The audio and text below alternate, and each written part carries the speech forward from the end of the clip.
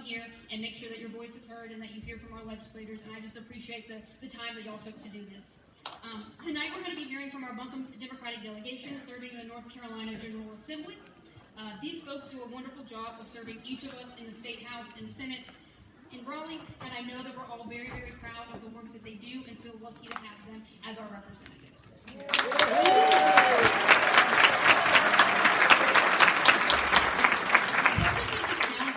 Talk about two major issues facing Western North Carolina: the ongoing recovery from Hurricane Helene and the impact of federal tax cuts on our region. Hurricane Helene left a deep mark on our community, devastating homes, farms, and small businesses. While relief efforts are ongoing, the state and federal funding needed to rebuild has faced roadblocks. Delays in disaster aid distribution, uncertainty surrounding FEMA's future, and cuts to programs that support rebuilding efforts. Tonight we'll hear about the current status of disaster recovery and what steps we can take to ensure our communities get the resources they deserve. At the same time, we are facing another challenge: the long-term effects of Trump's federal tax cuts. These cuts have led to reductions in federal funding for Medicaid, education, and small businesses, services that thousands of our neighbors rely on. Our legislators will discuss what these changes mean for us and what can be done at the state level to mitigate them. This town hall is an opportunity to stay informed, ask questions, and work together for a better future. I'll now introduce our legislators by district. Representing House District 114, which contains the eastern and southern portions of the county, we have State Representative Ager. Representing House District 115, which contains most of the western and northern portions of the county, we have Representative Lindsey Prather.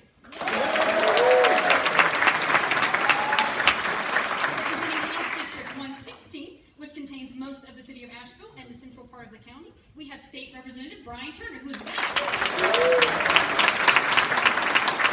joining us in a little bit will be Senator Julie Mayfield. She actually was on the Senate floor earlier today, so she is hurrying back from Raleigh right now as we speak. So she'll probably get here around 6:30, but we'll make sure that she has some time to introduce herself as well. There might be another senator who represents Buncombe County, but we did not invite him to join us. But feel free to call his office and let him know your thoughts and concerns. But let's give another wonderful round of applause for our legislators. Now,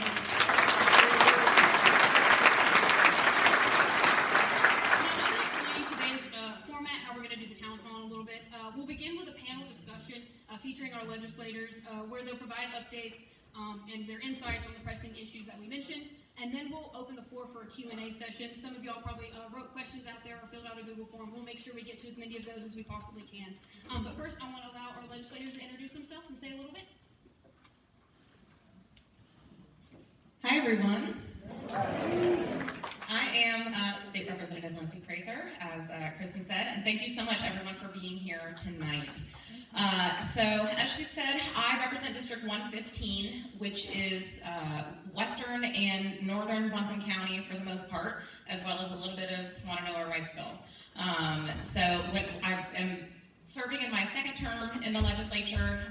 In my first term, I represented mostly western and southern Buncombe County, and then the district was redrawn a lot, and so it has changed. So I live in Candler, and I represent parts of Candler, and then it swings up to Lester, Sandy Mush, Weaverville, Barnardsville, and then, like I said, over to the east part a little bit. My background: I am a former educator. I was a Buncombe County Schools teacher. I graduated. The Warrior.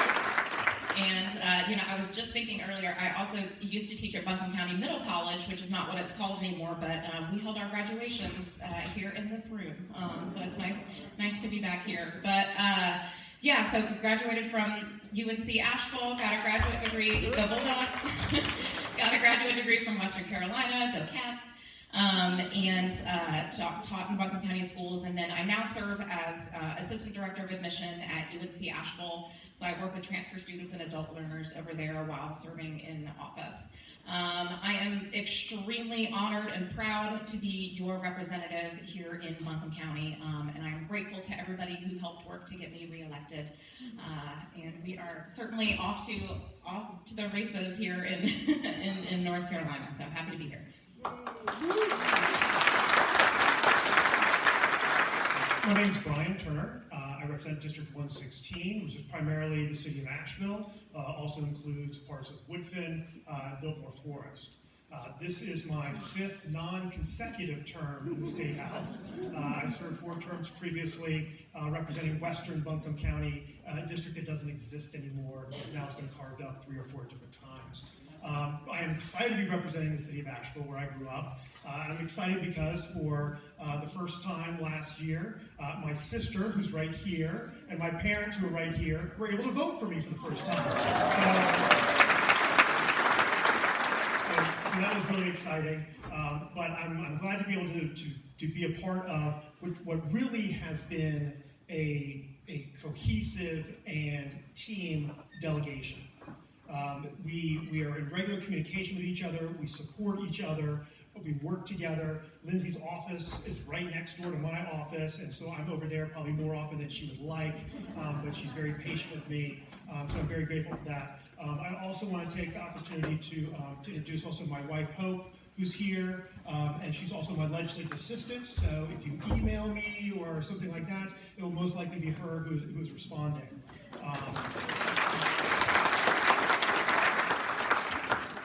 I do want to take a minute. We have some other elected officials in the auditorium here today. I saw Commissioner Drew Ball come in just a minute ago. And I saw Commissioner Horton.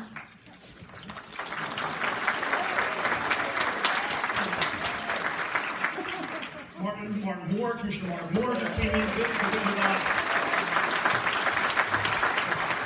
City Councilwoman Maggie Ullman is here. And then all the way from the great state of Durham, North Carolina, State Representative Vernetta Alston. So Vernetta sits in the back row of the General Assembly with the rest of us, and she tries to keep us in check. I would say she does an adequate job, but thank you for making the trip up here in support of us. So thank you all for being here tonight. We look forward to your good questions, good discussion, and hopefully you walk out of here more knowledgeable than you were when you came in. Well, good evening, everybody, and thanks for being here again. My name is Ager,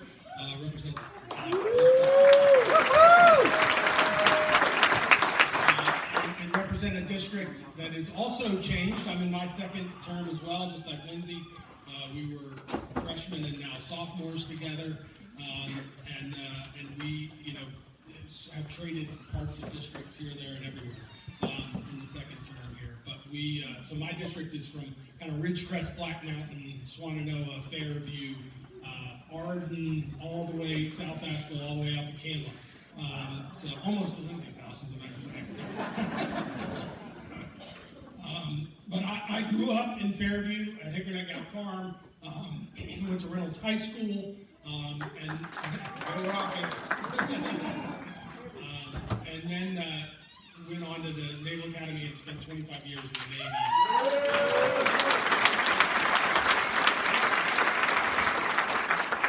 Mostly as a helicopter pilot, and then sort of was working on the international side of the Navy for the last 10 years. And really just got worried about our democracy here.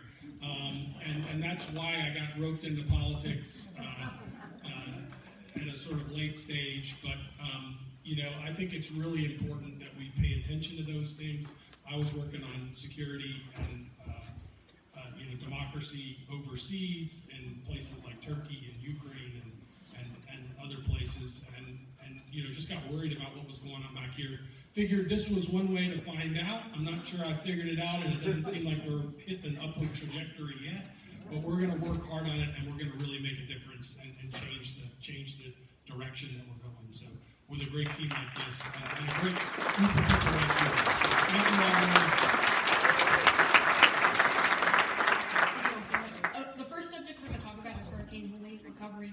Like we mentioned, it's going to be a long journey. It has been a long journey, but our state legislators are really working hard up there in Raleigh to get as many resources that we need and deserve down here. So Representative Prather, you can take it away. Absolutely, thank you so much. So we've got a slide behind us with some basic information.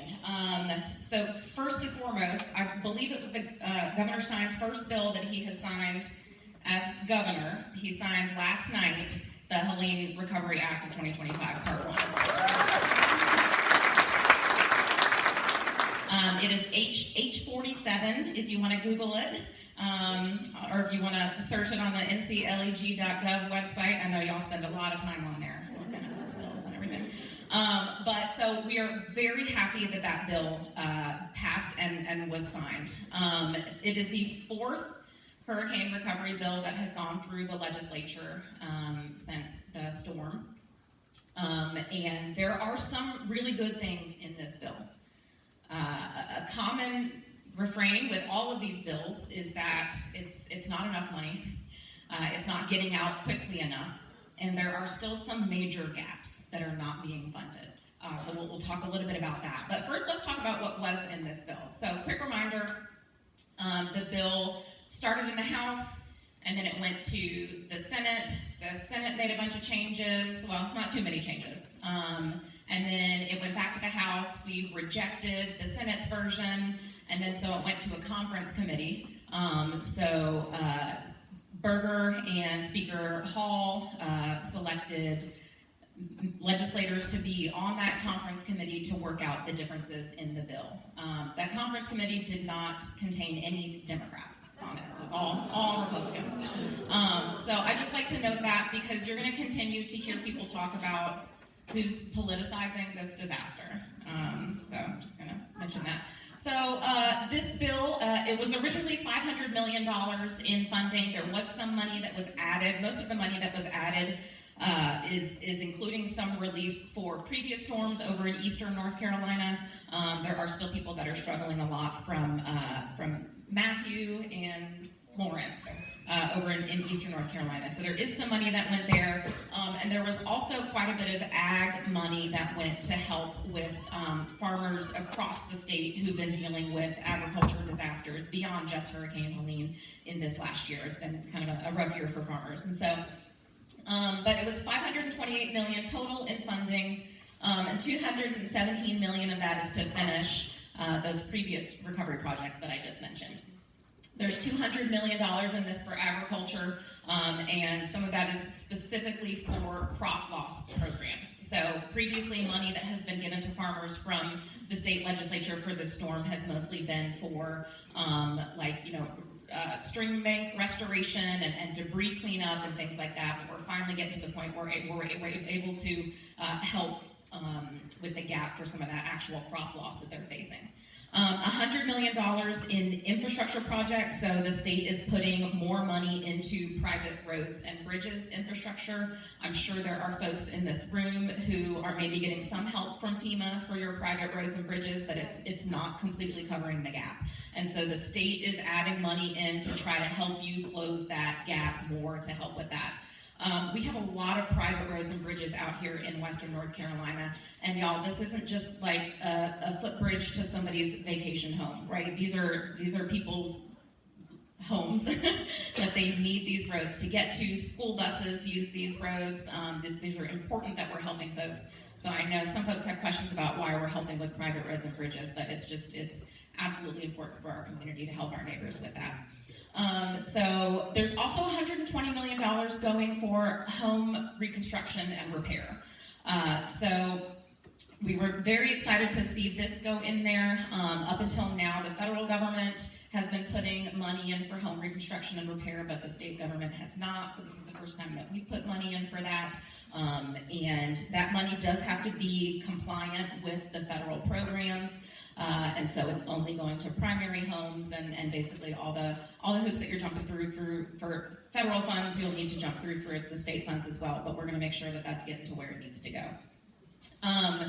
There are a couple other things that are in this bill that are not on the slide. So there is $4 million that is going to the Visit NC tourism promotion program, and so we are putting money in to try to get people to come back to Western North Carolina to spend their money at restaurants, to stay in hotels, and to help our small businesses get back on their feet. I know a lot of people have a lot of feelings about money that's going into that, but it's $4 million that we put into that. There are $55 million going into the small business infrastructure grants.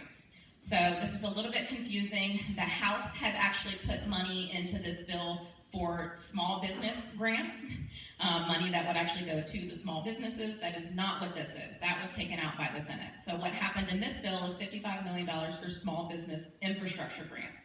So that money is actually going to go to local governments to do infrastructure projects in areas where there's a lot of tourism or where businesses need help. So it might be things like fixing up sidewalks in business districts and things like that.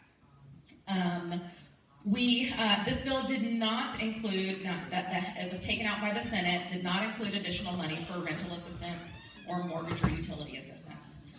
What the Senate did instead is make a policy change to allow folks, to allow households to access more than one rental assistance grant. So if you've got two people living in a home, you can both apply for rental assistance now instead of just one person.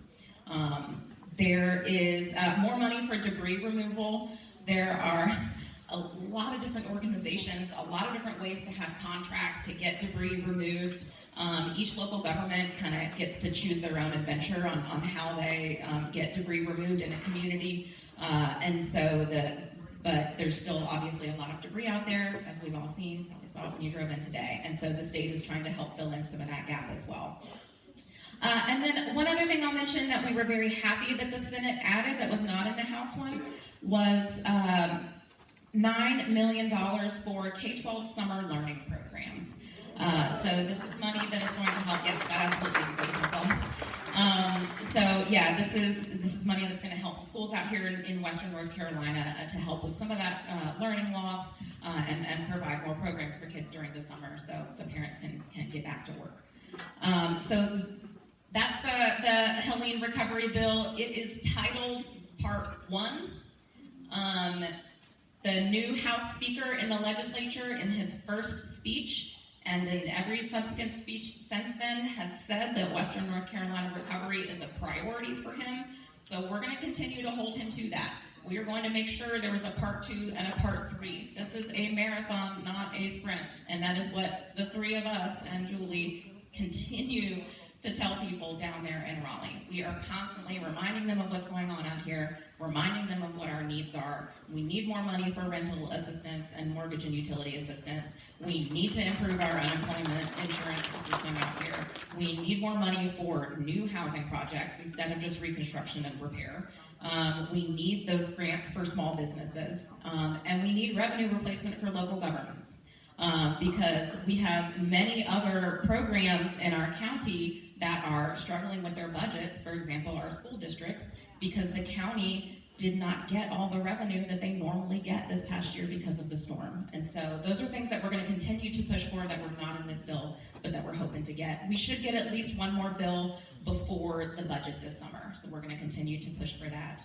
I do worry that some of the Republican leadership is hoping to now sort of pivot to, well, now we need to start getting money from the federal government, and we absolutely do need more money from the federal government, but the state has a rainy day fund, and we need to be spending it.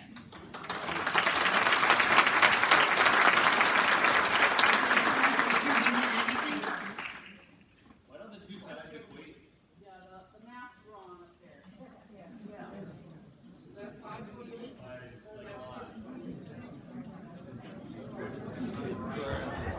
That was done by the Republicans, I'm sure. And you'll see actually if you look at the bill and you look at some of the headlines, because of different money that's put in there about the agriculture losses in the eastern part of the state, sometimes the numbers don't always match up as to what was in the bill. Yeah, that 217 I think is not included in the 5. Yeah. So there are some qualifiers on that. So if you read any articles about House Bill 47, you'll see that actually it's more than $524 million in the bill. It's just that's the 524 is what's coming to Western North Carolina. I do want to just a couple of things about the bill and what Lindsey has talked about. She mentioned, I think, which is something that's very important, and because I know this is something that the four of us, Julie eventually here, we deal with, which is debris. And Lindsey talked about how debris is sort of a choose your own adventure. And so I just kind of want to explain a little bit what that means. So each local government gets to decide how they want to clean up debris. So, and basically the options are, you can contract with the Army Corps of Engineers, and the Army Corps of Engineers will clean it up, and you won't be billed. The Army Corps gets their money directly from FEMA. You can contract on your own, independently with a vendor to do it, or use your own public works department to clean it up if you don't have a ton of mess, and then go to FEMA for reimbursement later. Or you can go to the state, which has sort of pre-cleared contracts, and that will guarantee a FEMA reimbursement, but you've only got a couple of vendors to choose from. So Army Corps, FEMA pays it directly, do it yourself, or use the state contract. You got to pay out of pocket, but you're guaranteed reimbursement from FEMA later. So if you think Buncombe County, they use the Army Corps. Biltmore Forest, they use the state contract. So some of the smaller towns just did it with their own public works because they had it. So a lot of questions we get is, why is this road still have a ton of debris? Why is Elk Mountain Scenic Highway still a ton of debris on it, but when I drive down Hendersonville Road, I see the Biltmore Forest is all cleaned up? Because Elk Mountain Scenic Highway has a different process because they're Buncombe County than the town of Biltmore Forest. So if you see some of that, it doesn't mean that it's not going to happen. It just depends on who the municipality or the local government is contracting with. And that's a little wonky in the weeds, but I think it's important because there is a lot of times people are like, why did they get it and I didn't? Debris will eventually be cleaned up. Another, I'll say, technical aspect, God, I feel like a teacher, Hope's a teacher, I'm not, but Governor Stein last night when he was signing the bill talked about the difference between appropriated money, allocated money, and distributed money. And so I think that's very important to talk about. So last year, when the federal government, they appropriated $110 billion in disaster relief. Of that $110 billion, say $20 billion was allocated to USDA for debris cleanup in rivers in Georgia, Florida, North Carolina. So they appropriated the big number, they allocate it to the agency, and then the agency within their programs will distribute those funds. So when we see a lot of these big numbers coming down the line or in the headlines, those are typically dollars that have been appropriated. They haven't necessarily been allocated yet, and as we all know here, they sure as hell haven't been distributed. So that, again, just some background on how that flow works, and Governor Stein is working hard to get that money, not just the federal money, but the state money. Last night, signed the bill, it has been appropriated. It will be allocated to the agencies, and then it will be distributed down to us, hopefully quickly. So that's just a little bit about it. From that $110 billion federal appropriation, North Carolina estimates it will get about $15 billion. Now, we've done $1.6 billion from the state. We're expecting $15 billion from the feds at this point, and that's a far cry short from the estimated $60 billion that the OSBM at the state level, Office of State Budget Management, has estimated that it's going to take to rebuild Western North Carolina. And so that's part of our job, is to be down there every day, fighting not just for more money from the state, the rainy day fund, but also working with our federal delegation to make sure that we're not forgotten in the next budget cycle, or the next continuing resolution, or the next hurricane, since June is right around the corner, comes around. So that's one of the big things that takes up a tremendous amount of our time that we're not going to let go.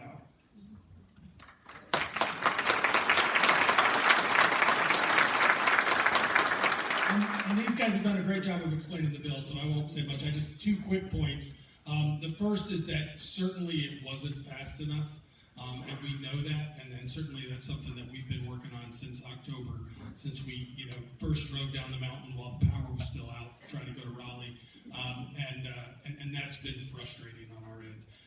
And it's certainly not enough, as they said. And then the last point that I'd like to make just quickly, and Brian touched on it, but that distribution is going to be important. And so we need all of you and all the people in Buncombe County to be paying, to be paying attention to when that money's coming out, how those programs work, and whether they are working or whether they're not, right? The private roads and bridge money is supposed to go through emergency management, right? And so if, they should have that money, they should have a program that comes out quickly that you can apply and get that done. But if that's not happening quickly enough, then please do let us know. Because we want to be pushing to get that money into the community as quickly as we can. So. Let's give them a round of applause, y'all. These guys have been there crying and Raleigh and reminding Republicans every single day that there is still more to be done. And it's a hard job. It's kind of like banging your head on a wall sometimes, I'm sure. So I really admire these folks. And what I can suggest that y'all do is, call Warren Daniels. Call the folks that are not fighting for you. Remind the Republicans how desperately we need this recovery money and that we need it fast and to be distributed fast. So thank you guys again for explaining that. It's so great. I really appreciate it. The next thing we're going to talk about is the federal tax cuts. So as I kind of mentioned earlier, y'all kind of hear every single day Trump is kind of doing something new that's crazy, and it's affecting hundreds of thousands of people. Yeah, crazy is to say it slightly. So it's one of those things where how is this going to affect North Carolina, but more specifically, how is this going to affect Western North Carolina and Buncombe County? So I'll give the legislators a little bit to talk about how we can push back on some of these tax cuts and also how we can make sure that we're protecting folks here in our community. Awesome, thank you so much, Kristen. So I think we're all going to talk a little bit about kind of different areas of the federal government and the impacts that it's going to have, but I did want to start with just a couple basic numbers for folks. In District 11, out here in Western North Carolina, there are 7,600 federal workers that make up 2.2% of the total workforce.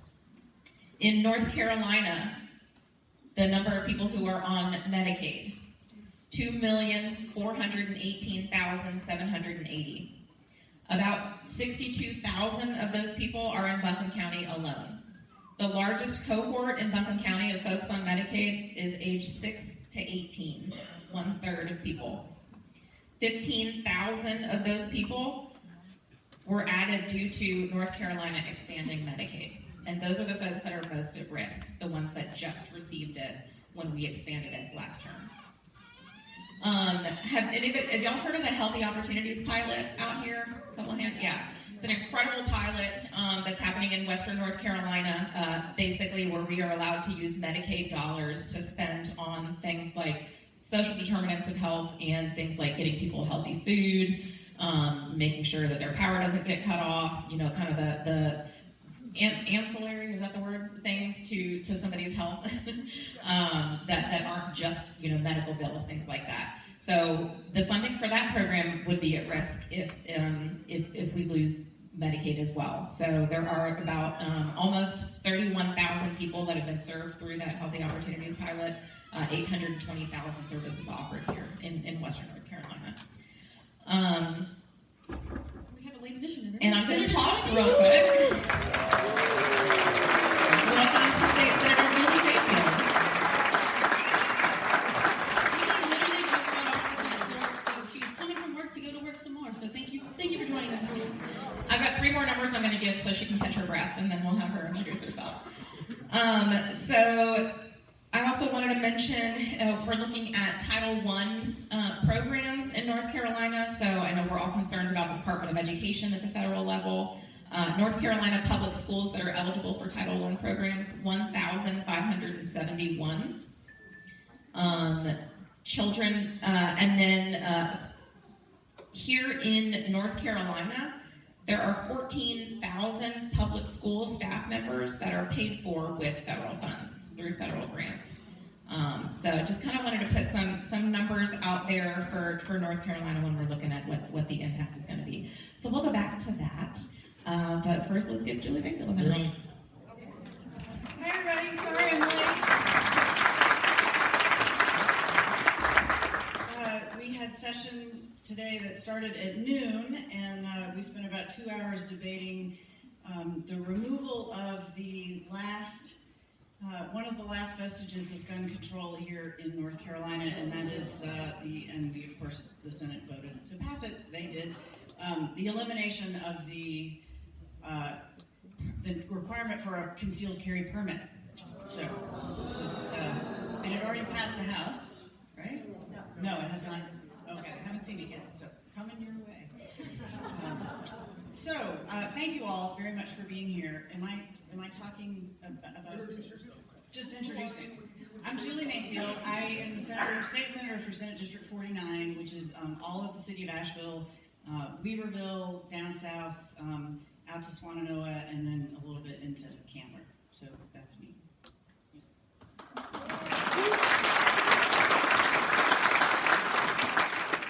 Yeah, I mean, I guess we'll just continue on the federal cuts and how we can, mitigate some of that in the state. Hard to do. Our state budget is a little above $30 billion a year, which pales in comparison to the federal budget. But and I just want to hit on a couple things. The first of which is agriculture and how farmers are really at the front end of these cuts, and the fact that USDA has taken has lost a lot of folks and is probably going to lose some more. And what you lose are people like farm service agents, right? And these are people that aren't necessarily doing work every day on a farm, but what they're doing is they're helping farmers navigate the federal system to get grants, to get crop insurance, to do all those things that help farmers stay afloat. And that cut is going to be, really, really difficult for folks. It's also, we've also already begun to lose some NRCS employees, and NRCS employees are the ones who kind of manage our soil and water and clean water in the state and in the country. They manage what's called the Emergency Watershed Protection Program, which is especially important right now as we're trying to recover from Helene, which is a program that cleans up streams and rivers across the country, but especially following the disaster, and prevents the next big rain from bringing trees and rocks down on other houses. So it's a really important program that I think is going to be much more difficult to run as we hit these cuts. Some other big programs that have been cut are the local food to schools program. $660 million, which is obviously a big deal for my world at Hickory Nut Gap. We participate in that program and provide food to Buncombe County schools.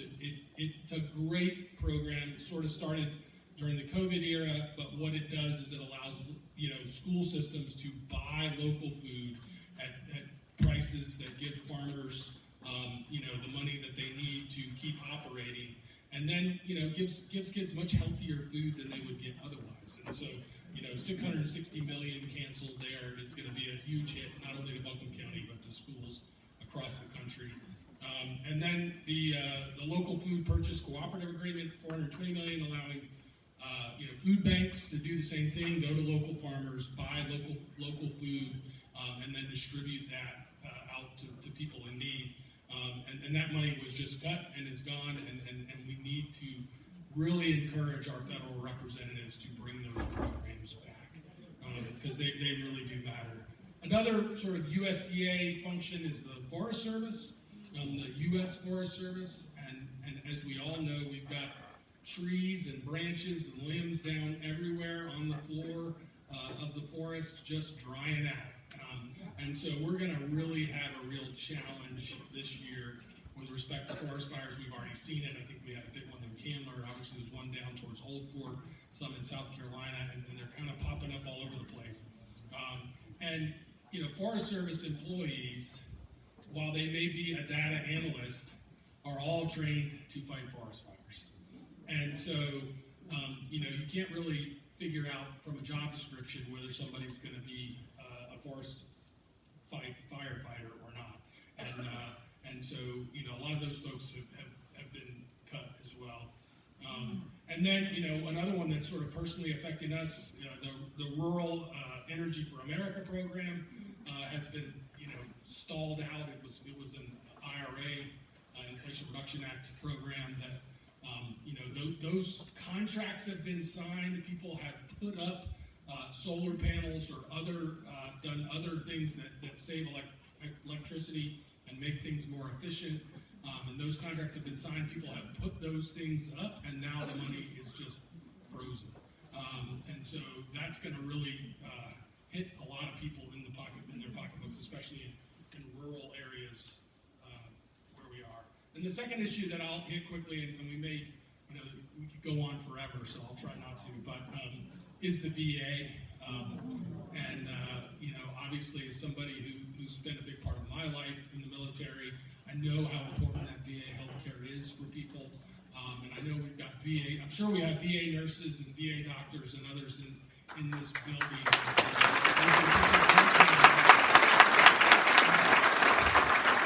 Taking care of our veterans. And as there's a plan to cut 80,000 jobs from the VA. You don't make that kind of cut to an institution without some degradation in service. And so those are all things that I'm worried about. I think there are some things we can do at the state level to mitigate some of it. The VA is hard, but on the agriculture front, we do have, as we talked about with the Helene bill, there's $2 million coming to Western North Carolina to help with crop loss. And there are programs that 200 million, yeah, that's right. Sorry, what did I say? 2 million, yeah, 200 million. It's a big number. And then we've got, we can do other programs like farm share at the state level that allow, food banks to buy food from local farmers and get those things done. But it's going to be a fight, and we haven't really talked about the North Carolina state budget. We'll get there at some point. Speaking of, I want to, whoever is a federal employee in here, will you raise your hand, please? Let's give everyone a round of applause.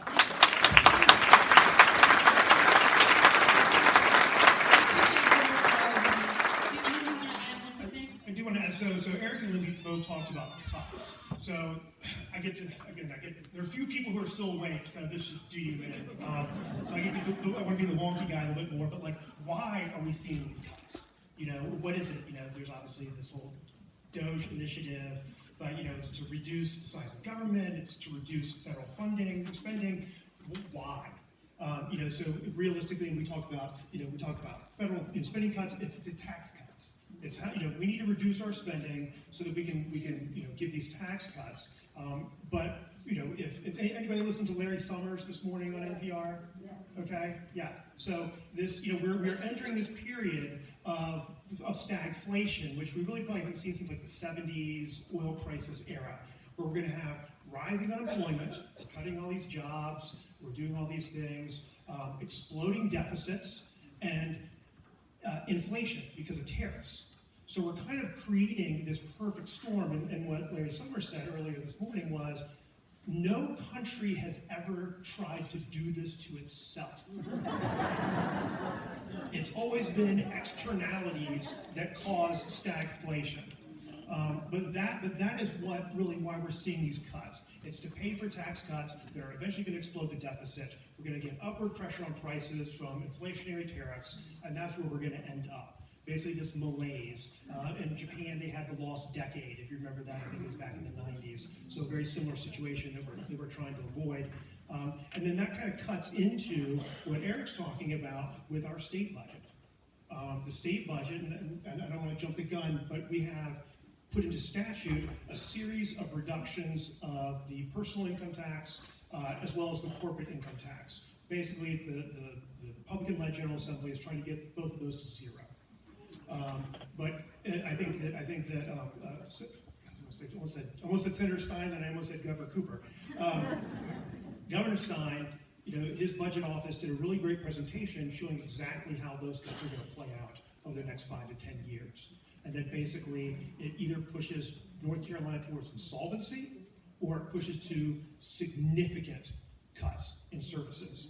And for those of us who have paid any attention to the state budget, we know that the largest pool of dollars that the state has is in education. And so that's the big fear. So I don't want to get too much into the state budget, but from the federal side, that's the kind of what we're peeking behind the curtain to see with that stagflation. Senator Mayfield, you want to add?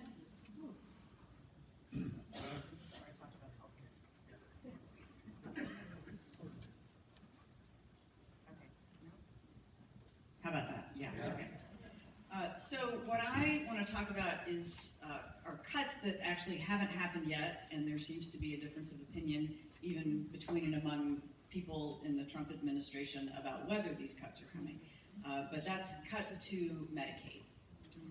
And just to ground us in some data, so we have about 3 million people in North Carolina that are on Medicaid.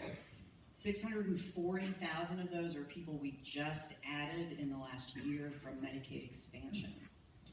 So when we pass Medicaid expansion, well, actually, let me just give you a couple of other stats, because where are these amazing, there's this amazing information about the number of babies that are covered, like something like it's 40, you already did it, okay, great. So 40% of the children, it's something like 60% of folks in nursing homes, anyway, maybe a third of adults, I can't remember. It's the numbers are pretty staggering about who's on Medicaid. So when we passed Medicaid expansion, we included a provision that frankly I didn't know was in there that said if the funding formula for Medicaid changes at the federal level, that we will pull back Medicaid expansion. And we don't know what the changes are going to be at the federal level with regard to Medicaid, but that certainly is one of them. That the federal government would spend less, would require states to spend more, and that would, by operation of law, unless we change it, knock 640,000 people off of Medicaid, like that. So that's a huge thing that we all need to be watching for. The other thing I want to talk about, how many folks here know what the Healthy Opportunities Pilot Project is? You did talk, golly guys, all right, it's what I get for being late, all right. Okay, well then, that's all I got. I'll just answer questions. Thank you, guys. Another round of applause for them, if you will.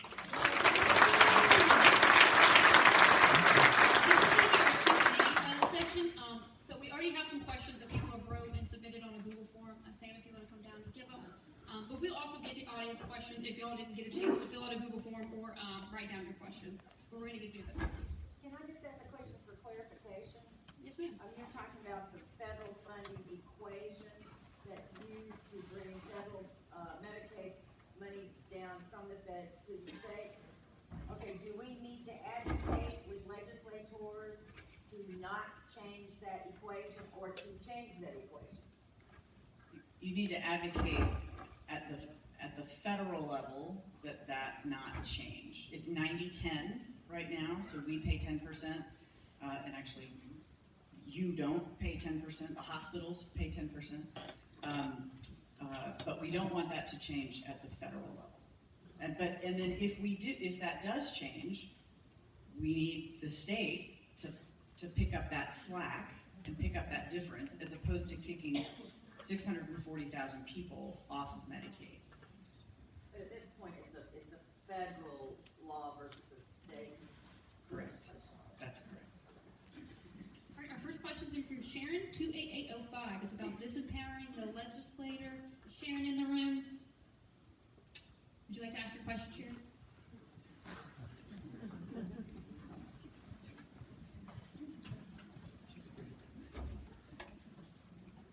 I am concerned that they have taken so much of the power away from Governor Stein, from Jeff Jackson, from some of our leaders, and wonder if there is anything that can be done in the legislature to reverse that, to where we can vote for some of these things that we are so concerned about, and it would make a difference.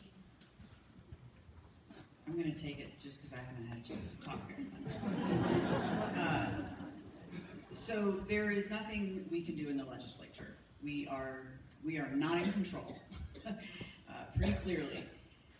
Those fights are going to be fought in the North Carolina courts and perhaps the federal courts as well, but certainly starting with the North Carolina courts. And their Governor Stein and former Governor Cooper have already challenged a number of things. Attorney General Jackson is, he has not, I don't believe he has challenged anything yet. He is waiting for kind of an as-applied situation. So when he runs up against the first time that he would do something if he had the authority, but it was taken away, then he will challenge it. And that's it's frankly a much better time to do it. He also, this most recent bill that passed the Senate about disallowing the Attorney General from challenging executive orders, that has not yet gotten to the House. I mean, it's in the House, but they haven't dealt with it yet. So that may never, in fact, become law. And then, of course, we also, theoretically have the opportunity.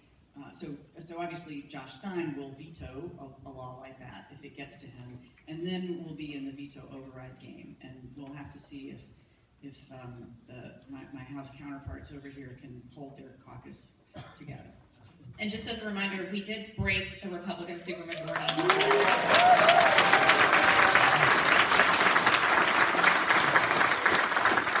In fact, right here in Buncombe County, we broke the supermajority. So I do want to address just a little bit we were talking about with what's going on and kind of what the carry-on impact might be. So historically, North Carolina has had a very weak executive branch. And the Speaker and the President Pro Tem will be more than happy to tell you, we are three separate but unequal branches of government here in North Carolina. In fact, our governor didn't get the veto until the mid-'80s under Governor Hunt. We're very excited that his daughter, Rachel Hunt, is now our lieutenant governor. And but that carries back to like King George, and we did with the king and all that good stuff. So tremendous amount of power is vested in the legislature. And they have slowly, since Governor Cooper was elected in 2016, have been pulling that back. And I will say that one practical sort of impact that Attorney General Jackson shared with us was that a few years ago there was, it may have been the opioid settlement, where the state sued the Sackler family over OxyContin, all that stuff, and only the states that joined the lawsuit were given money in the settlement. So if this bill passes and Attorney General Jackson is not allowed to join lawsuits that other states and other attorneys general would join, then North Carolina would potentially miss out on receiving those funds or parts of those settlements. So that's another big thing why it's really important, because that law would restrict him from joining any lawsuits that the legislature didn't approve him to join. So that's one of the big reasons why we need to fight against this. Don Kraus, 28804, about clean energy.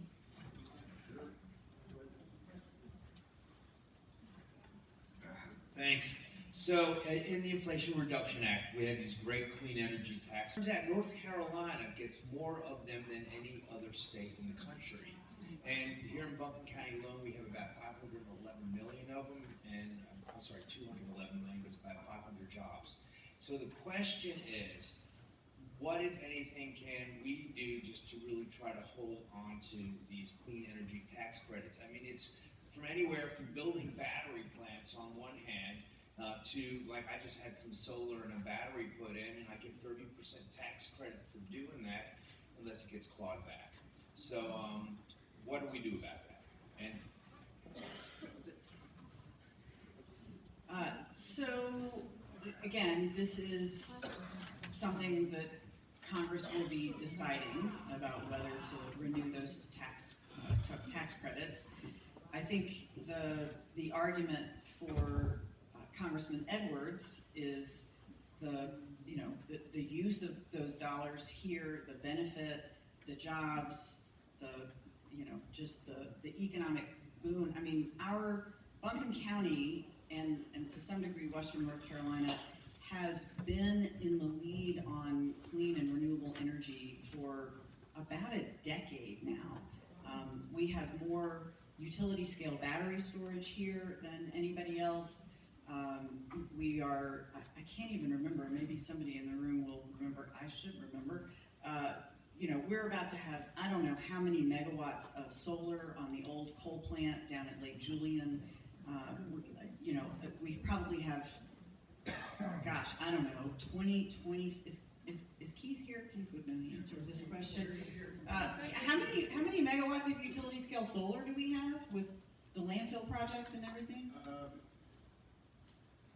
Cumulatively, probably about 30, 35. The landfill is about 4.5, and that was Buncombe County giving the land to be leased for Duke to own and operate that. So, and there's a lot more of the rooftop solar, plus the batteries that are distributed around the grid that help to stabilize the grid, and the Hot Springs microgrid owned and operated and provided power when the power lines were down during the post-Helene. They brought it back up on solar and batteries for critical services. So we are leading, and I will only disagree with one thing. Buncombe County's been leading clean energy for over 4 decades.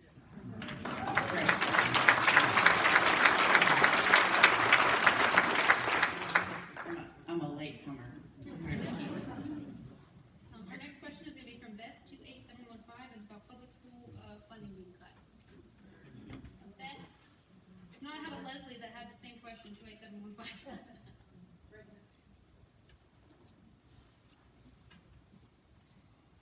Hi, thank you for being here. Yeah, I'm curious if our Title I and IDEA funding get cut, and I work in a public school and we heavily rely on that funding. What will the state do to help to fill that gap? That's a fantastic question. I know it's something that's very much on my mind as well. So, and this should be said for all of these things. So things that have not been cut yet, we need to continue to advocate to Senators Ted Budd and the other one, Tom Tillis, and I'm very much in Raleigh right now, and our Congressman Chuck Edwards to continue to advocate for them to not cut those things. I'm sure that our North Carolina folks understand what that money actually goes to, but it doesn't hurt to remind them. There's, as we can see, especially at the Trump administration level, and particularly with the Elon Musk.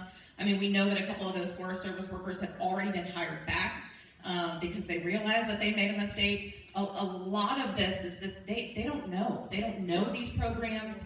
They don't know where this money is going. They don't know that so much of our funding for children with disabilities comes from the federal government and not from the state government. They don't know that so much of our school meals are paid for by the federal government, not the state government. And so, you know, one thing would be to continue to remind folks where that money is going and why it's so important.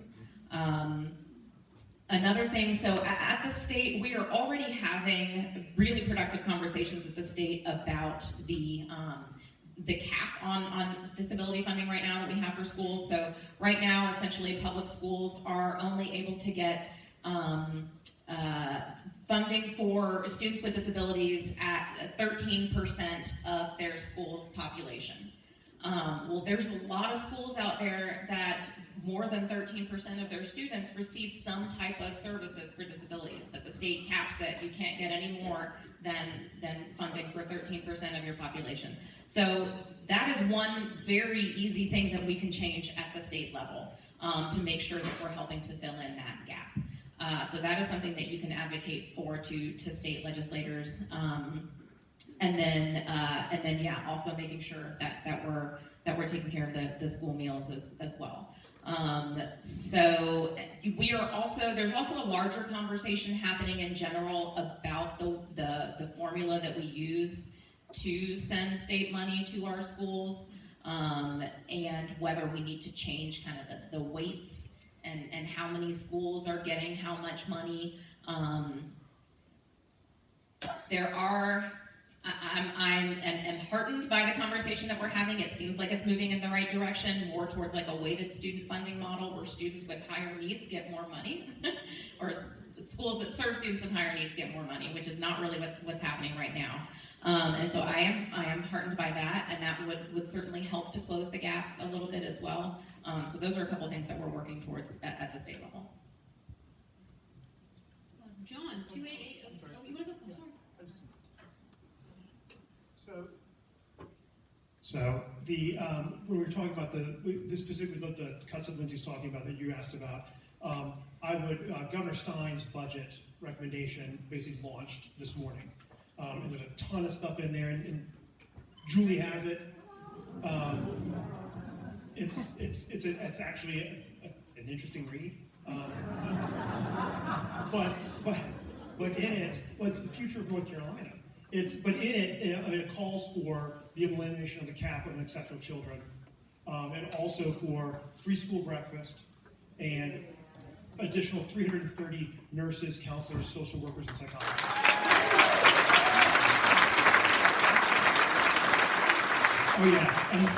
And elimination of this voucher program.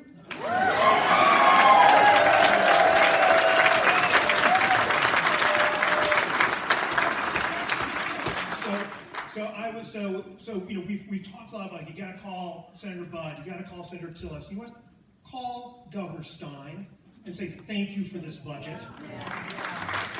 We don't get a whole lot of phone calls of people saying thank you, good job, appreciate what you're doing.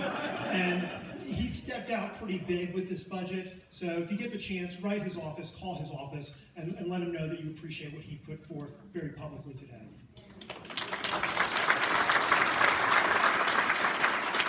John 28803.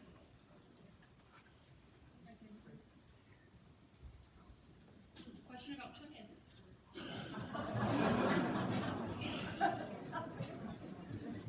I'm a bit concerned about communications for the long haul, and I received Congressman Edwards' newsletter that comes out email about every couple weeks, and he takes credit for a lot of money coming into everything that comes into this district. He takes credit for that coming in, but a lot of that was passed through the last Democratic administration, and it was a result of that, and probably things that he voted against. So the question is, how do you counter that? How do you look at that and say, through other communications, and say, okay, you got it here now, but what you're doing right now with the Republican Congress, it's going to go away. So I'm concerned about the communications.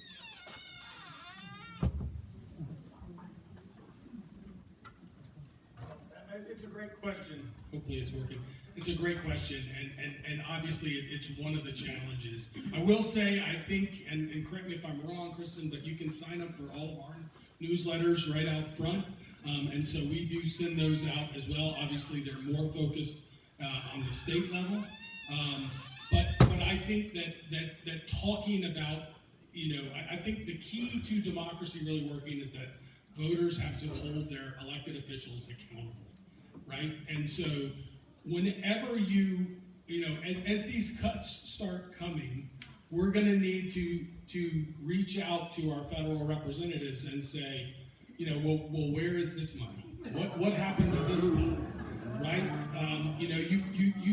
6 months ago, you were so proud of this money coming out. What happened? Just ask those questions and make sure that they understand. And there's probably other things that you can do as well. And I think certainly the county party and the state party on the Democratic side are going to be ramping up their communications efforts. And that is certainly a good place to pay attention. But I think we've got to hold elected officials accountable. I certainly crave it. I think that a lot of times, especially in the Republicans and certainly the ones in the North Carolina House, make a lot of claims. They talk about a lot of things that don't have anything to do with what they're actually doing in Raleigh. And what they're doing in Raleigh is decimating a lot of these things that they talk about. I can't tell you how many Republican legislators I've talked about how much they love the public schools and they're trying to take care of the schools, and they're not doing it. So make sure that we hold people accountable.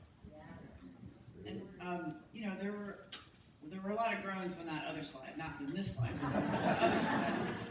And I just want to remind folks. See, this may not make me popular, but I want to remind folks, our region needs billions of dollars, tens of billions of dollars. And these three guys right here, along with our governor, along with the Speaker of the North Carolina House, along with President Pro Tem Phil Berger, and others, are fighting hard in Washington to get us the dollars that we need. And a lot of the dollars that have been appropriated, if not actually allocated and if not actually flowing yet, are because of the advocacy of these three guys.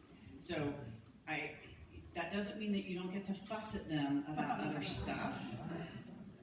But what I would encourage you to do is, if you call their office or when you send them an email, start off with thank you for your advocacy for lien recovery dollars for Western North Carolina, and then go fuss at them.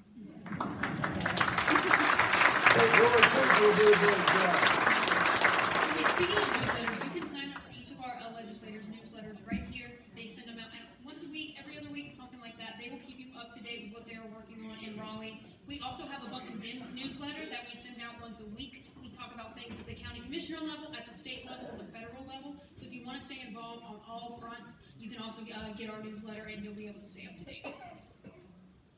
This one doesn't tell me who it's from, but it says, how are USAID cuts impacting agricultural producers in Norfolk County? Hey, you can. I'm gonna let you answer this question. No. I think it's always difficult to track money and as it comes all the way from the federal government, into farmers' pockets. But the reality of it is that farmers across the country and in North Carolina are being impacted by this. And it's really because it's sort of the immediate disappearance of a market, right? And farmers depend on markets in order to sell their goods. And it has a huge impact on commodity farmers, which we don't have a huge number of here in the mountains, but we do have some. And so, this is going to continue to have ripple effects over time because, the way the commodity markets work is that if you take a big chunk of the purchasing power out of that market, then the prices fall. So it doesn't just hurt you if you're trying to sell, if you sell all your stuff to USAID. It hurts every farmer because the prices fall when there's more supply than demand. It's one of the real challenges with farming, here in the mountains and across the state is that, farmers in the end get about 2% of overall agricultural revenue in the state. And that's something that we've got to fix. And we haven't done a very good job of that. We haven't called attention to it. But farmers are one of the few entrepreneurs out there who don't generally can't really set their price. They just get stuck with whatever price is out there. And all of these things have a huge impact, especially when input costs are going up and labor costs are going up.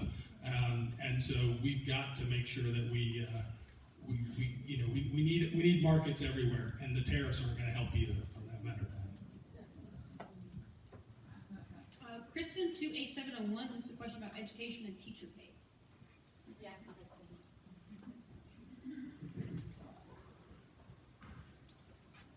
Thanks. First of all, thanks so much, guys, for all the support in public education. We know you guys are in Raleigh fighting for us, so thank you. I've been hearing about this Bill 192 for teacher pay, and it's co-sponsored by Republicans, and it seems to be giving teachers raises, and I'm really confused over how there are Republicans sponsoring a bill when they've been cutting our pay for the past 10 years, and now they're like, oh, we need to up the teacher pay so that we can, have more teachers and support public education. So I'm just, what's the catch?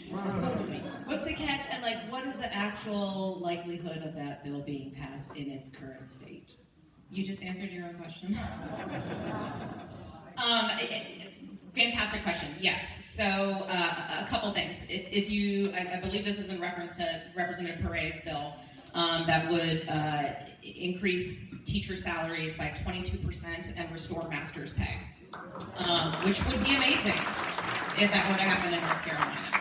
So the sponsors of that bill are Republicans who are in very competitive seats. And we talked earlier about people taking credit for things, right? Those Republicans get credit if that bill passes the House. Doesn't matter what happens to it in the Senate, doesn't matter if it becomes law. They then get to campaign on having passed through the House a bill that would raise teacher pay and restore master's pay. The proof is in the budget. So look at the budget when it finally comes out, and you'll know whether or not they really want that or not.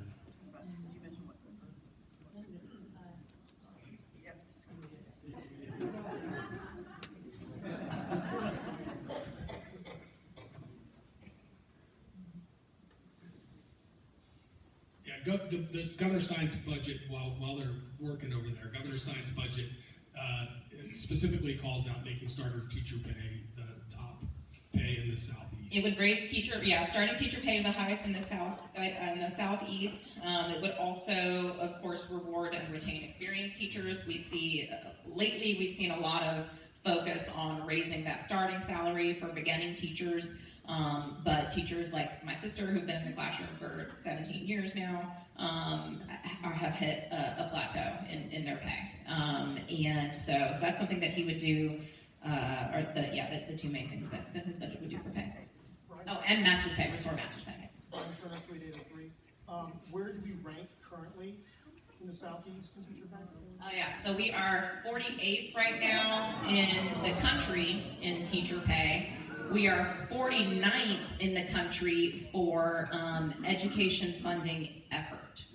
So when you look at how much money we put into our public school system compared to what our state's GDP is, we're 49th. This is Lynn 28806, and it's about immigration. Lynn 28806.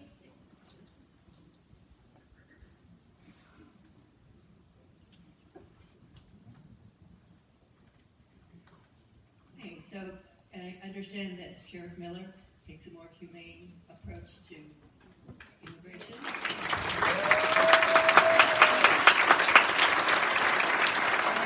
States that will be following the laws, but is there not a new state law that the sheriffs are compelled to be, well, how shall I say this?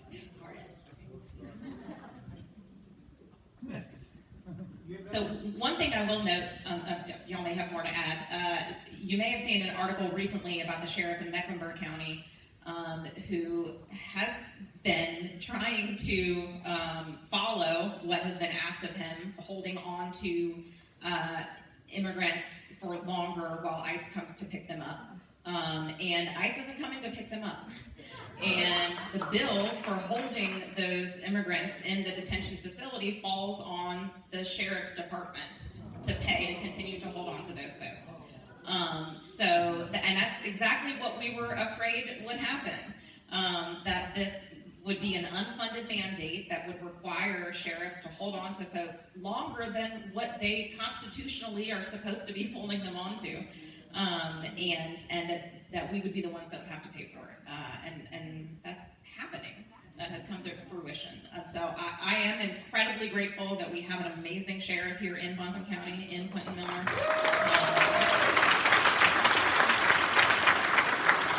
He has been very strong and very vocal, along with a couple other sheriffs across the state, in being very clear that he is going to follow his constitutional and legal obligations, and is going to protect the community. So we, and it makes it a little bit easier for us down in Raleigh, because we can say we support our sheriff in this. And it's a little harder for folks that don't have the same type of sheriff. So the requirement that we passed last year, I guess, it requires sheriffs to hold people under an ICE detainer for 48 hours. And then that's theoretically enough time to give ICE time to come get them. That's not happening, as Lindsey says, in Mecklenburg County. And so that sheriff, after 48 hours, is letting people go because he has no obligation to keep them beyond that. And so somebody just introduced a bill, I think it was I don't know if it was in the House or the Senate, yeah, of course in the Senate. And it would require the sheriff to call ICE and say, we're gonna release them. As if 48 hours isn't easy enough for anybody to count, right? It would now require, you've got to make that phone call and say, I'm gonna release them if you don't get It's been 46 hours. right. All right, we're gonna do one last pre-written question, then we'll have time for just a few audience questions. But this is gonna be Robert 28803, and it's about economic output.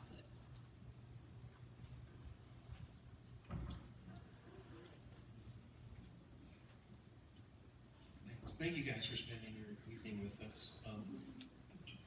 Brian, you put up you threw out a bunch of numbers and about the appropriation and allocated, and it'd be nice if this was all on some website that you could look up and see what's actually moved through the system, because I don't think much has actually been spent, right? And so, given that, given what the hurricane's done to us, and given what you're all talking about now about further cuts from the federal government, the Fed just reduced its projections for GDP to 1.7% growth. You talked about stagflation, which is the worry. Do we know what the economic impact has been to Western North Carolina? Do we know what's happened to our economy? What are our local numbers, and where can you get that information so you can speak knowledgeably when you call those federal offices and say, what are y'all doing? Okay. It's a wonky question. No, I appreciate you asking it, and I'll give you your $5 later. So a couple things. One is, if you do go to the North Carolina OSBM website, Office of State Budget Management, and they have sort of the budget presentation that Governor Cooper made this morning, which talks about revenue projections. Yeah, here. Don't tell him. Don't tell him. And it actually shows those revenue and growth projections for North Carolina's economy as a whole, and that projection takes into account the economic impact of Helene. It also takes into account the economic impact of the federal dollars coming in for Helene recovery.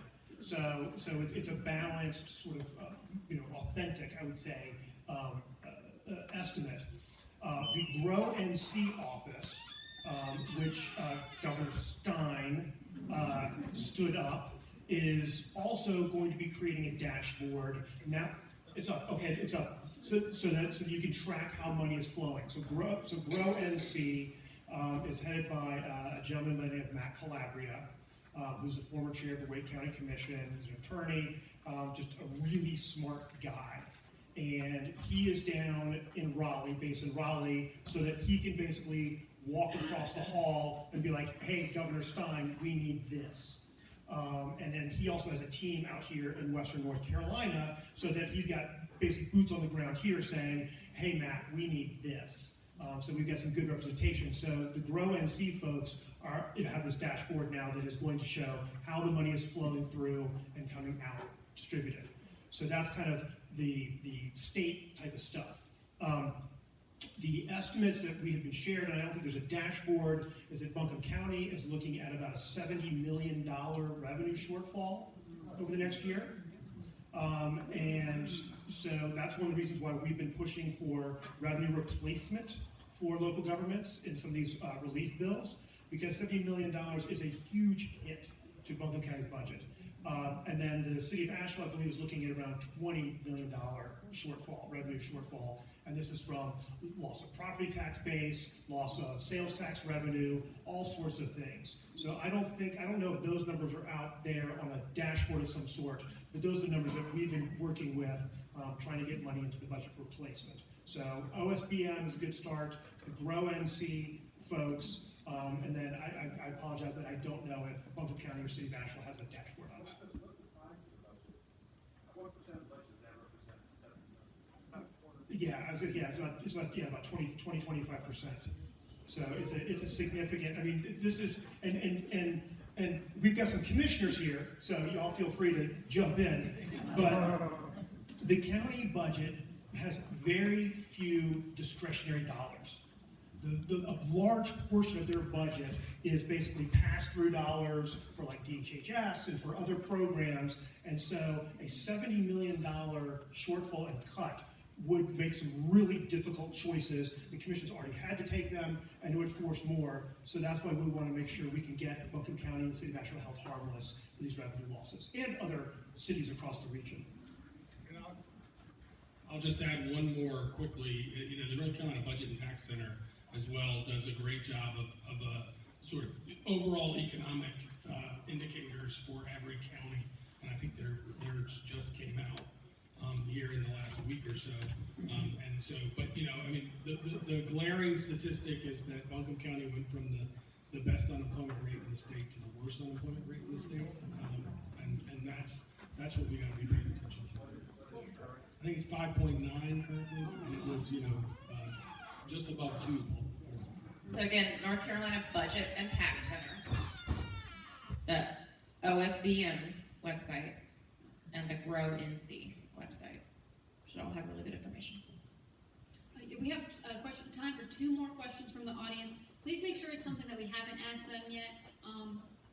Sam, I will let you decide. Okay, we're all talking about these enormous tax cuts at the federal level, but I would just like to talk about process and DOGE. And specifically, I worked in the international development field for 30 years, and it was shocking to have an agency ended in 10 days, a website taken down, stop work orders for 13,100 projects. And it was at lightning speed, and the courts can't even stay or keep up, and now, months later, they're saying that was not constitutional, but the damage is done, and the nonprofits doing the good local work in the field for the poorest, they're gone. They're 80% cuts, 30% cuts. So I want to say that Elon Musk, he gave over $200 million to Trump. And is that a conflict of interest or not?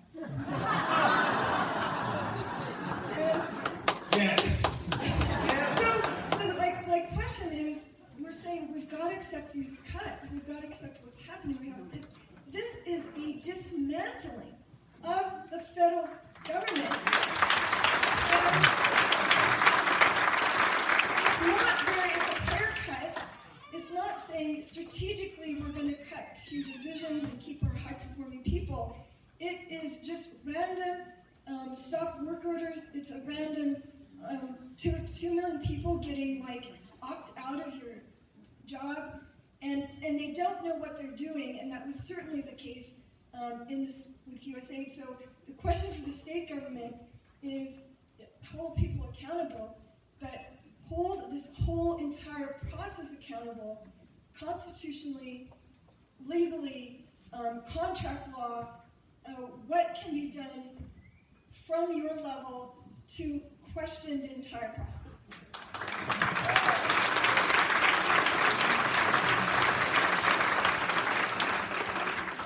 So I'll start, again, as the sort of pointy-headed lawyer in the group. I still have faith in our courts. They move slowly, but I think courts all around the country are figuring out with these guys, they got to move a lot faster. And we've seen, I mean, it is one of the pleasures of my day at night when I pull up the New York Times and I get to see, you know, not what horrible things have happened, but which courts are doing the right thing. And that is happening with an increasing frequency every day. And that's honestly, I mean, almost everything he's doing is illegal, is unconstitutional, and there will be consequences for that. I think what we can do at this, it will, yes, we're going to go through this very messy, horrible time, right? And then judges, I hope, will start throwing some people in jail.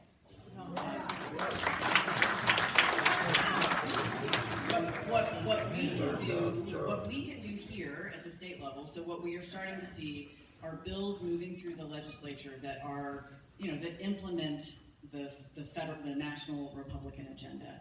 And we can do what the Democrats in the Senate did today, which is stand up and argue for 2 hours on this gun bill. And we're gonna lose. We know, walking into the chamber, we know we're gonna lose. That's the game that we signed up for. But we're gonna make it hard for them, and we're gonna win the media battle on fights like that. We got time for one more question. We'll give the back some more.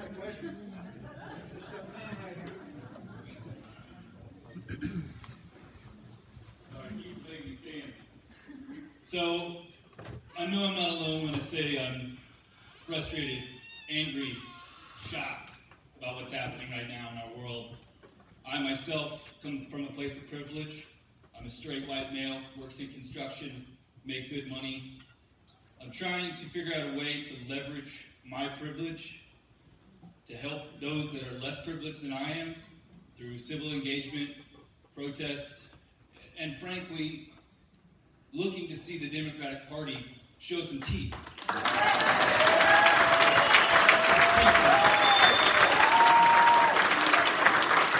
Now, my only concern is everything that we've been seeing in the last, oh my God, it's only been 3 months, but with oh my gosh, with things like Mahmoud Khalil and what just happened today with the Greenpeace verdict, obviously very different situations, seemingly disparate, they do kind of tell me that the precedent for how we could infringe upon free speech and our First Amendment, the groundwork is being laid out for them. And, you know, I'm holding this for the National Day of Action, which I'll be there.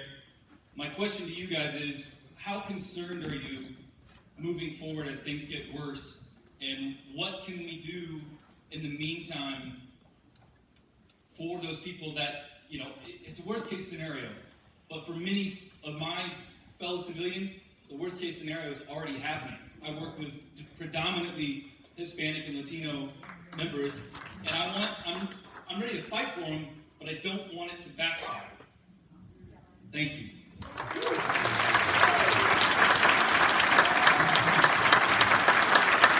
Do you have any interest in running for Congress? Sign up now. No, I mean, I would just say that, you know, I think you're absolutely right. And I think that I think we are all in a place where we are really wondering what can we do, right? I mean, that's really the question. And I think to start with, this is a great start. Showing up at these things and communing with people that want to make a difference and want to pay attention, I think is really important. You know, we talked about contacting your federal representatives. That's also important. We've got to give them the courage that they need to be a real legislative branch and stand up for their branch of government against an executive branch that is failing us and is trying to take all the power, right? That's not how our system works, and so we've got to give our federal representatives the courage that they need to stand up. And then, you know, we've got to get focused on local, on the ground candidates here. We've got to find local candidates who espouse our values. Invite them to come talk to your friends, and, you know, from around the circle. It's not necessarily political, but bring 20 of your friends to your house and invite a candidate to come talk to them.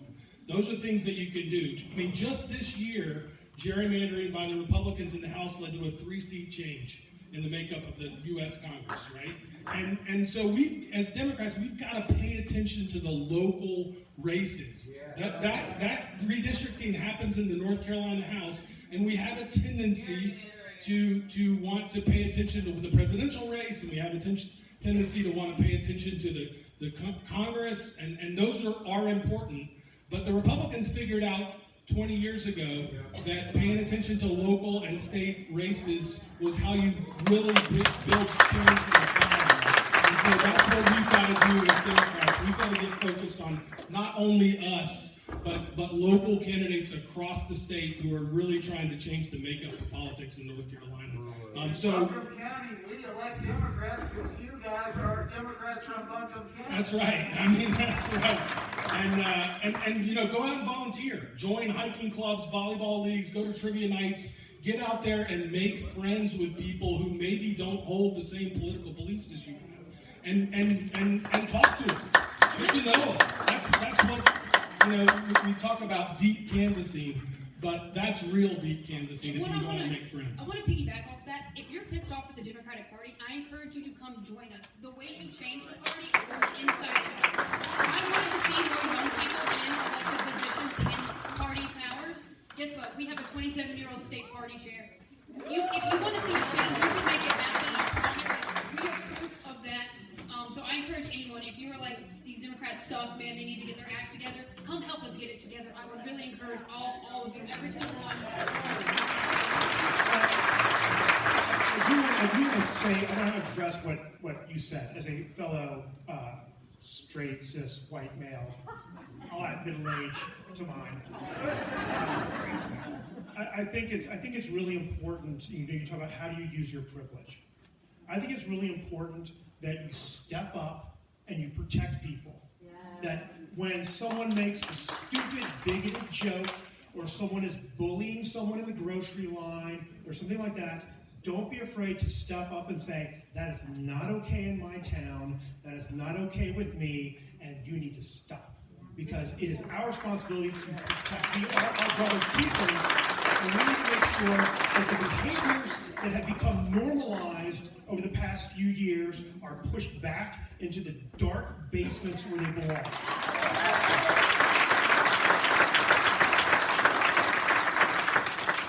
And replying to angry Facebook comments under WLOS articles doesn't count. I'm just going to be completely honest. Most of those are bots anyway. Yeah. But it can look like a lot of different things. It can look like very gentle pushback to your colleague or next door neighbor when they say something that you know isn't true, right? We have to believe that the truth still matters. If we don't believe that, we're absolutely lost.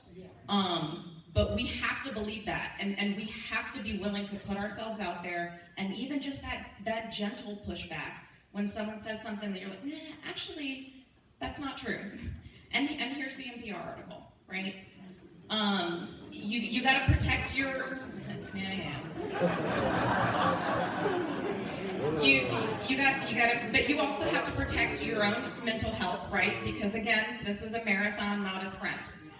And so, pace yourself, go outside, continue to do the things that you love to do, find joy where you can find joy in your life, because that is an act of resistance in and of itself.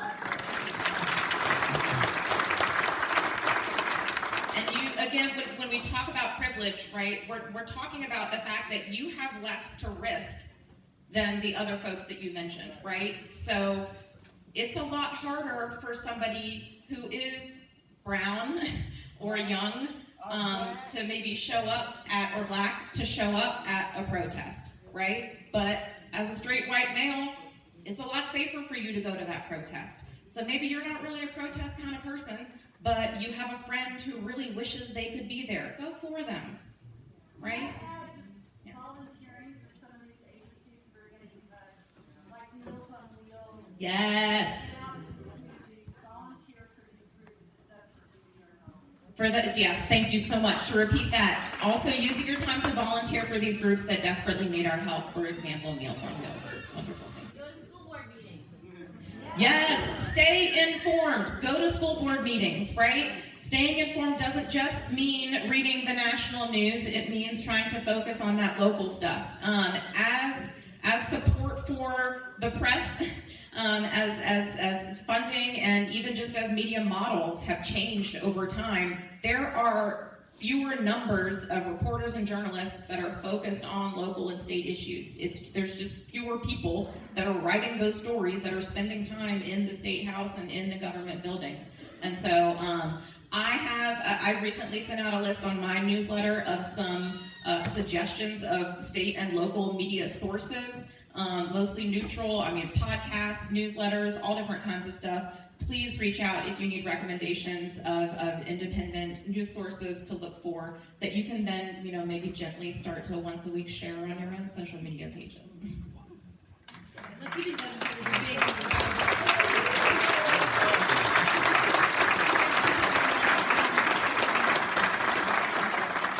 Thank you guys so much. Not a word about Our legislators will be here to ask questions, and you can come talk to me about Allison Ridge, anything you want to. I promise I'll answer everything you can. Great job, Kristen. Thank you, Kristen. Don't leave just yet, please. Anyone confirm that there is a protest this Saturday in Act Square? Unified to support postal workers. That's what I heard. Anyone confirm that? Sunday. Saturday's precinct meeting. Saturday's precinct meeting. Sunday is a protest, and I'm not going to be able to come up with the right time off my head, but I know that Sunday is the right day. So, I'm sorry, this is something that's very important to me and Julie that I want to make sure we have everyone's attention to do.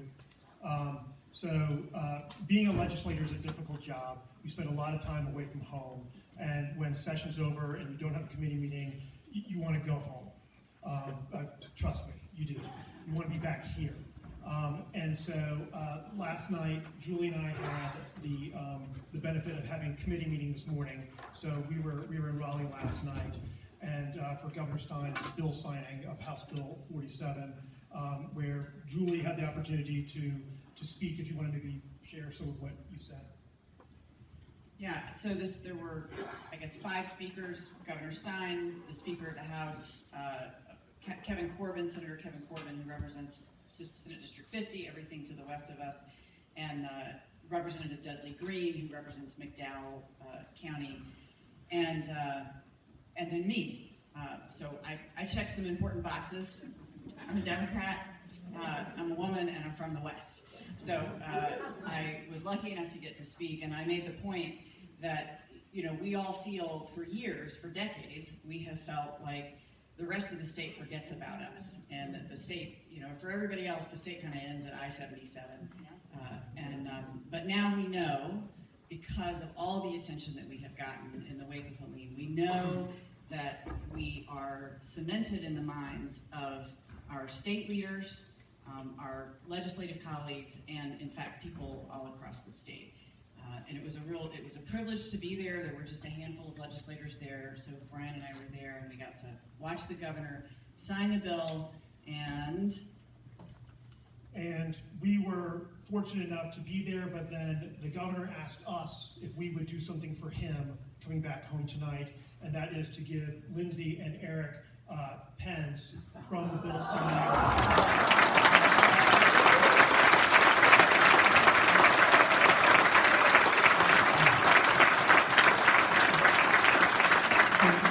In recognition of their tireless efforts, not just on this bill, but everything they did for the community and their constituents post-storm, and we are very lucky to have them.